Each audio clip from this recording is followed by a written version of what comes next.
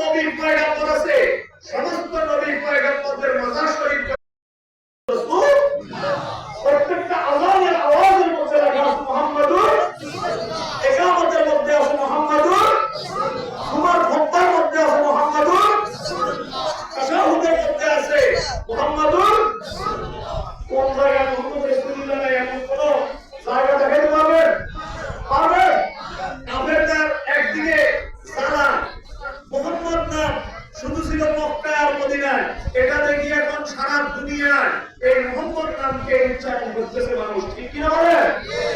সেই সময়ের কাফেররা হুজুর পাক সাল্লাল্লাহু আলাইহি সাল্লামের উপর আক্রমণ করেছিল, পাথর করার জন্য, দিন কবুল করার জন্য আসতো।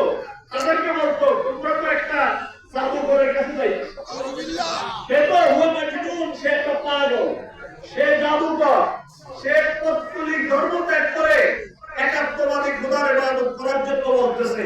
এই মুহাম্মদকে তোমরা কেউ গ্রহণ করিও না।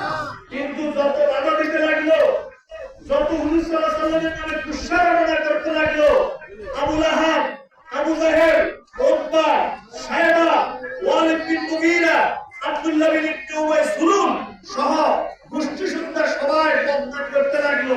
আর আল্লাহ পাক বলতেছেন ওমা আরসালনাকা ইল্লা, আমি আল্লাহ পাক হলাম রব্বুল আলামিন। আর তুমি আমার হাবিব হলে রাহমাতুল লিল আলামিন, নাকি রাহমাতুল লিল মুসলিমিন? না, শুধু কি মুসলমানের জন্য?